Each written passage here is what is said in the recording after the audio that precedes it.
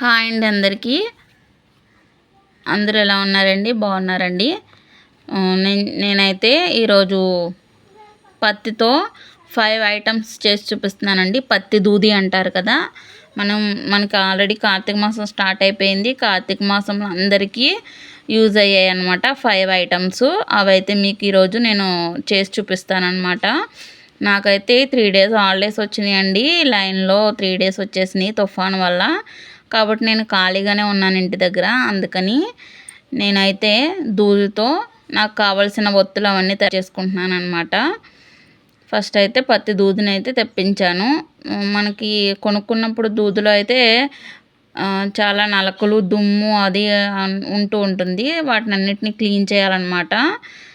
అలాగే గింజ ఉంటుంది. గింజని నీట్గా తీసుకుని పత్తి దూదిని వేరుపాటుగా పెట్టుకోవాలన్నమాట. చూసారా నేను ఎలా వేరు చేసుకున్నానో.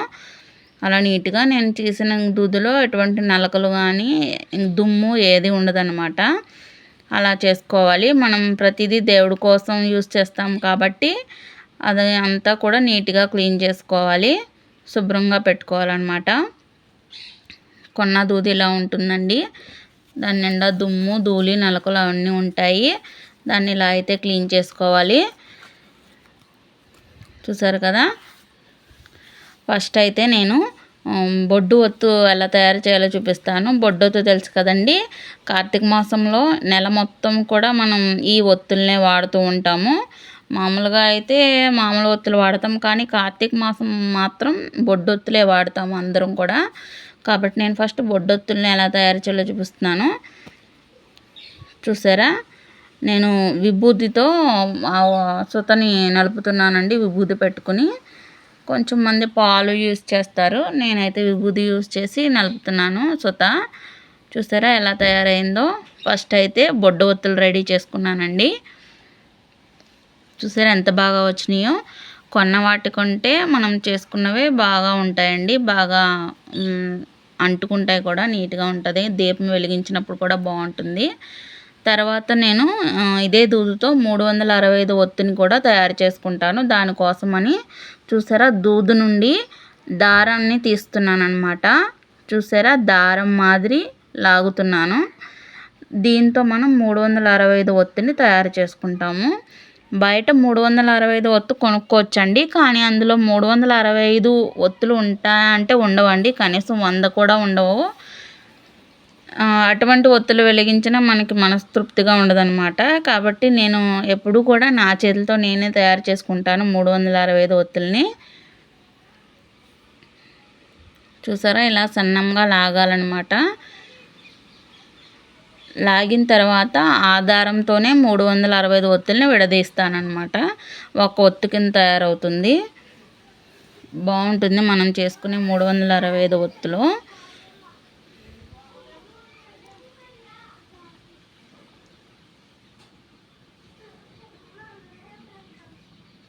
చూడండి అలా సన్నంగా లాగాలి, దారంలాగా లాగాలండి. ప్లేట్ మార్చాను, అందులో వైట్ కలిసిపోయి కనిపించట్లేదని చెప్పి మార్చానండి. చూసారా అలా చేశాను, దారంలాగా లాగాను కదండి. ఇప్పుడు దీన్ని మనం ఒత్తుల కింద విడదీయచ్చు.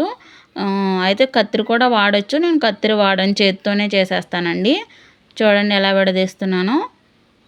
ఇవి లెక్క పెట్టుకుని 365 విడదీసుకోవాలి. నేను 100 కింద లెక్క పెడతాను. అప్పుడైతే మనకు కన్ఫ్యూజన్ ఉండదన్నమాట.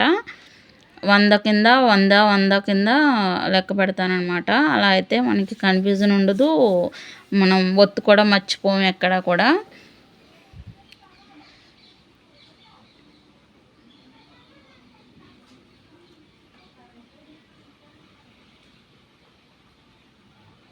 చూస్తున్నారా ఒత్తు కూడా ఎక్కడ అతుక్కోకుండా ఒత్తు అన్ని ఒత్తులు విడిగా కనిపిస్తున్నాయి కదండి.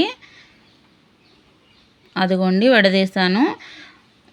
300 అండి. 300 ప్లస్ 65 ఒత్తులు విడిగా తీసానమాట. 365 ఒత్తులండి ఒక్క ఒత్తు కింద. చూసారా ఎంత ఫాస్ట్గా అయిపోయిందో. 5 మినిట్స్లో కంప్లీట్ అయిపోద్ది. కొన్నదానిలో ఉన్న తృప్తి ఉండదండి. ఇదైతే మనకి బాగుంటుంది. 365 ఒత్తులు ఉన్నాయనిపిస్తుంది. నూనెలో నానబెట్టిన తర్వాత ఒత్తు కింద చాలా బాగా వెలుగుతుందండి. నూనెలో అయితే నానబెట్టుకుంటాం కదా. తర్వాత ఐటమ్ వచ్చేసి యజ్ఞోపవేదం. ఇది కూడా చాలా ఇంపార్టెంట్ కదండి. కార్తీక మాసంలో చాలా ఇంపార్టెంట్ అయిన ఐటమ్ ఇది కూడా.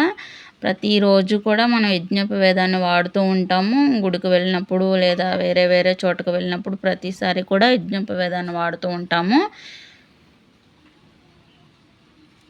ఈ విధంగా యజ్ఞోపవేదాన్ని కూడా చేసుకోవాలి. దీనికి కూడా నేను విభూతినే వాడుతున్నానండి.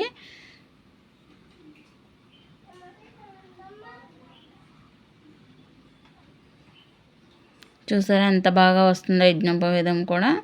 కొంచెం టైం తీసుకుని చేసుకుంటే కనుక అన్నీ కూడా చాలా మనకు తృప్తిగా ఉంటాయండి మనం చేసుకుంటే కనుక. కొన్న వాటికన్నా మనం చేసుకునేవి బాగుంటాయి.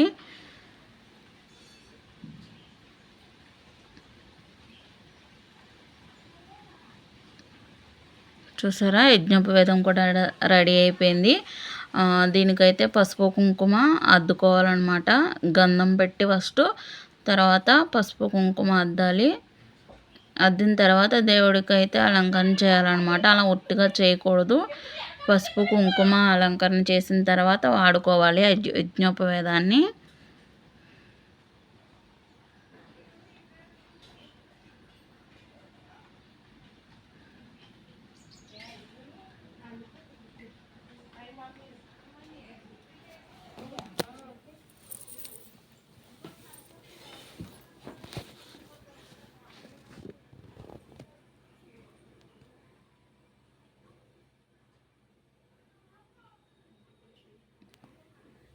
యజ్ఞోపవేదం కూడా రెడీ అయిపోయిందండి. థర్డ్ ఐటెం వచ్చేసి యజ్ఞోపవేదం. ఫస్ట్ బొడ్డొత్తులు, తర్వాత 365 ఒత్తు, తర్వాత యజ్ఞోపవేదం రెడీ అయిపోయింది కదండి.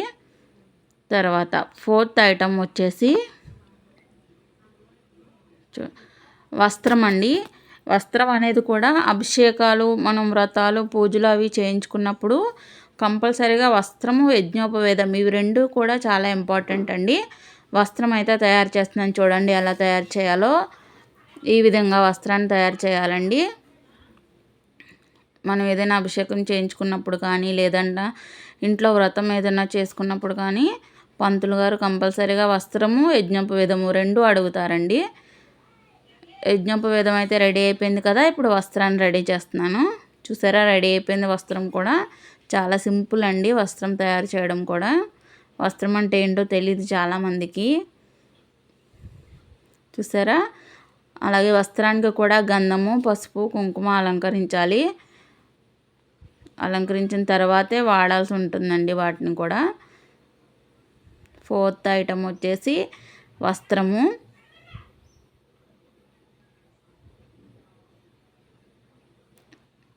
చూసారా రెడీ అయిపోయిన వస్త్రాలు కూడా. తర్వాత ఫిఫ్త్ ఐటమ్ వచ్చేసి ఇవి కూడా చాలా ఇంపార్టెంట్ అండి.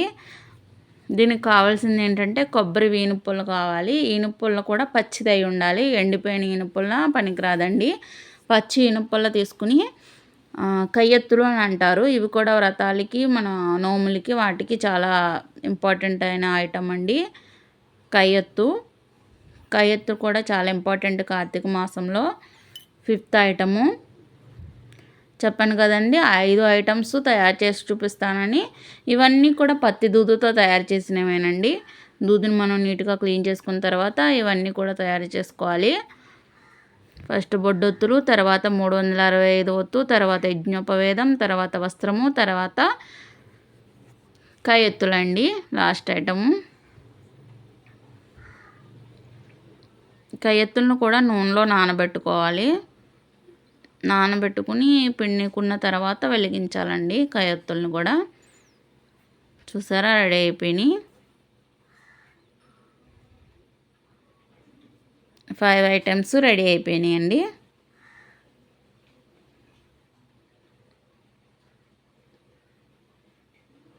ఎంత బాగా వచ్చినాయి కదండి.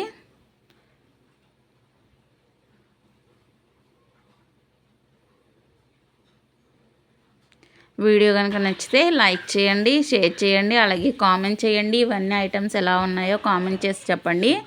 అలాగే ఛానల్ సబ్స్క్రైబ్ చేసుకోండి, సపోర్ట్ చేయండి.